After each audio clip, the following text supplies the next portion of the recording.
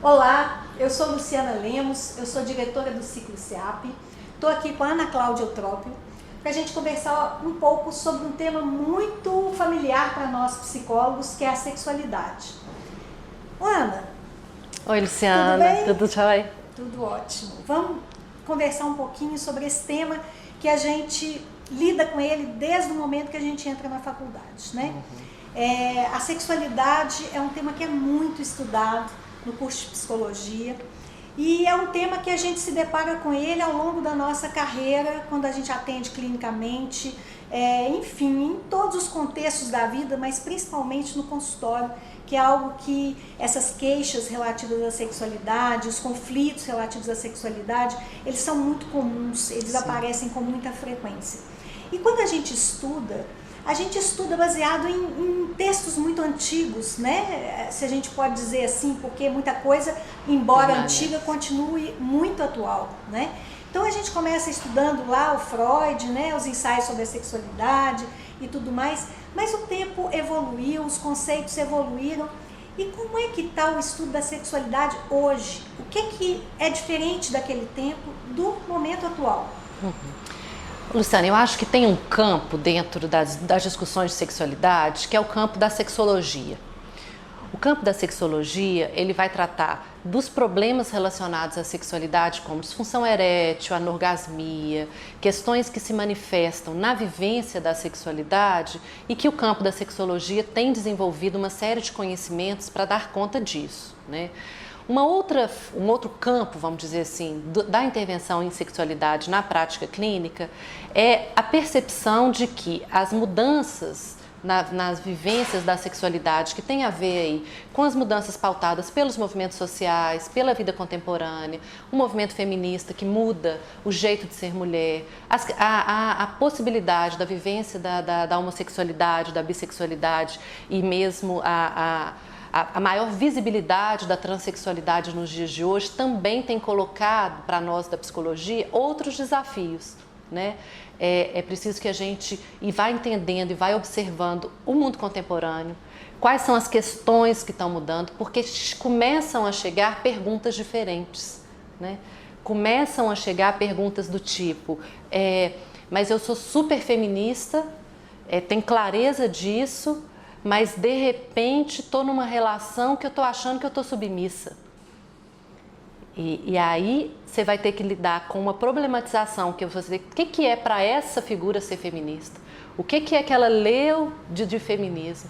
O que é que ela está entendendo como submissão? Como que os jogos de poder estão colocados nessa relação específica? Então, você vai vendo que os movimentos sociais e a possibilidade que tem, né, assim, de acesso à informação para todo mundo, vai colocando novas questões e novas perguntas para as pessoas fazerem na clínica sobre as suas experiências, sobre as suas vivências. E aí cabe a nós da psicologia continuar estudando, continuar atento e observando o mundo de hoje, porque a gente não pode se fechar para o mundo tal qual ele está. Né? Porque a gente está, eu gosto do Paulinho da Viola quando ele fala que meu tempo é hoje, né? Eu não posso entrar porque no meu tempo, não, meu tempo é hoje. Se o meu tempo é hoje, quem sofre hoje, sofre como? Né? E quem sofre hoje nos temas da sexualidade, sofre como? Né? Se eu estou disponível para atender as pessoas que estão em sofrimento, porque também é outra coisa, né? Ninguém chega no consultório assim, minha vida está ótima, eu vim aqui para ter um papo. Não. Só chega... As pessoas conflito, vão né? procurar ajuda psicológica quando estão em conflito, né? Seja conflito consigo mesmo, seja em conflito nas suas relações ou nas duas coisas, né? E a nossa tarefa é exatamente dar conta de como está o mundo, estudar para isso, para poder fazer um acolhimento e uma intervenção com essa pessoa que chega com clareza de quais são os temas que estão em debate na sociedade atualmente, né? Agora, essa formação do psicólogo, esse autoconhecimento, essa própria reflexão de como o psicólogo enxerga as questões da sexualidade, eu creio que são muito importantes, né, Ana, para que ele possa enxergar a problemática, o conflito que o cliente está trazendo de uma forma mais ampla. Porque a nossa sociedade, como você colocou, ela tem uma construção, né, que sobre os temas da sexualidade, e essa construção o psicólogo está inserido nele. Claro. Então ele traz consigo também esse depósito dessa construção social da sexualidade, sim, que vai influenciar a forma como ele atende aquela pessoa que chega ali com um conflito, às vezes uma pessoa que está experimentando o viver de uma sexualidade diferente, e que está em conflito, e o psicólogo ele se identifica com aquele conflito também como uma pessoa que está tendo até um certo preconceito. Como que ele entende isso, essa questão interna, e Luciana, extrapola para o cliente? Eu estou adorando te ver falando, porque você está sendo tão cuidadosa para dizer que nós psicólogos somos preconceituosos, que eu estou achando muito bacana da sua parte, mas eu acho que a gente tem que encarar isso. A gente na psicologia, assim como em várias profissões, a gente é marcado por preconceitos. Então, eu acho que a primeira etapa que a gente na psicologia precisa de ter clareza é que o nosso pressuposto é muito preconceituoso. Nós estamos inseridos nessa Nós sociedade. estamos inseridos nessa sociedade marcada por todos esses preconceitos. Se a gente parte do não, que isso, eu sou super homofóbico, jamais, não, racista nunca, elitista, imagina.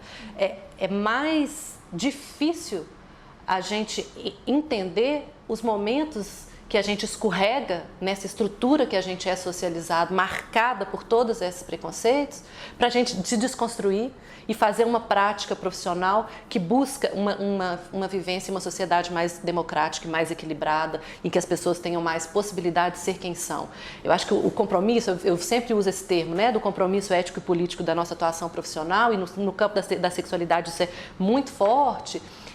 O compromisso ético-político ele parte da compreensão e da abertura para que a gente se reconheça inserido nessa sociedade preconceituosa, para que a gente reconheça todos esses preconceitos em nós e que a partir disso a gente se engaje na construção de uma outra sociedade, né? E que a gente tenha clareza de que a nossa atuação profissional ela pode reforçar preconceito ou desconstruir preconceito.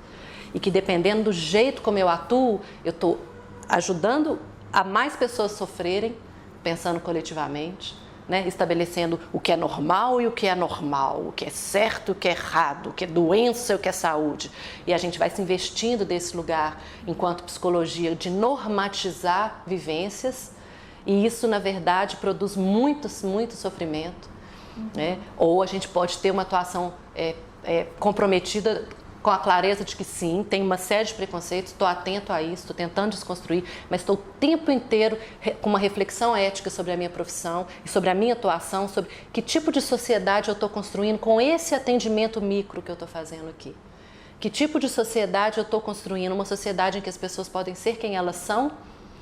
Ou, como dizia o Marco Aurélio Máximo Prado, que é um professor da UFMG que eu gosto muito, ou é uma atuação que eu estou sendo marceneiro do armário, né? Que a gente está sendo um marceneiro do armário, construindo um armário aqui para um monte de gente ter que entrar nele. Né? E a gente vive em armários, né, Luciana? Assim, nos temas da sexualidade, isso é um termo que é muito usado, sair do armário, estar no armário, mas eu acho que merece o convite para que cada um de nós pense os armários que vive. Né? Às vezes a gente está em um monte de armário, não só nos temas da sexualidade, e às vezes nós, psicólogos, somos marceneiros do armário, estamos empurrando gente para não autenticidade, para não serem quem são, para não assumirem suas vontades, seus desejos, pela essa criação de normas e prescrição de jeitos de viver. Acho que a gente tem que ter um cuidado com isso, assim, na nossa atuação profissional. Como se a gente pudesse estabelecer o que é normal, o que não é normal. Né? Como?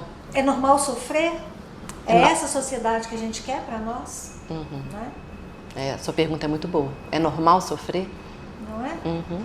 Agora, o que você diria para esse psicólogo que reconhece em si, né, essa construção social em cima de um preconceito, em cima de um racismo que ele não tem culpa, que ele recebeu, que ele está inserido dentro de um contexto, que ele percebe isso em si e que ele percebe que aquilo pode interferir na sua prática clínica, o que ele pode fazer em relação a isso e como acolher esse paciente que vem com essa queixa, né, com esse sofrimento, e deposita nesse psicólogo a esperança de que ele possa aliviar de alguma forma esse sofrimento. Você usa o termo culpa, Eu acho que, de fato, entrar numa lógica de culpa é colocar o indivíduo como...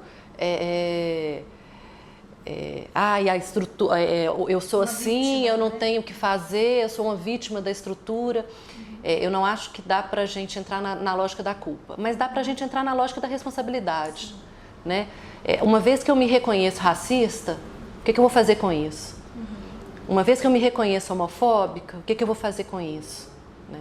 Uma vez que eu me reconheço machista, o que eu vou fazer com isso? Né? E como que eu vou fazer isso? Pensando na minha atuação profissional.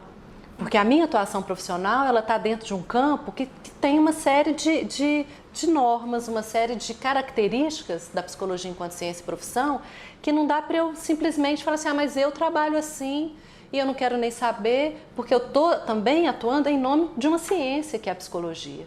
Né? Uma coisa pode ser a minha vida privada, uma coisa pode ser a minha atuação nas minhas congregações religiosas, outra coisa é a minha atuação enquanto representante da psicologia, que aí eu acho que tem sim um compromisso ético com a profissão. Né? Eu não posso ter uma atuação enquanto psicólogo desvirtuada ou descompromissada com o que a psicologia entende enquanto ciência e profissão. Então, acho que a gente tem que ter, não é entrar ai, meu Deus, sou culpado, não tenho nada que fazer, mas sim, eu tenho uma responsabilidade e a minha responsabilidade passa pela minha atuação individual, mas também com a minha profissão. Né? Exatamente.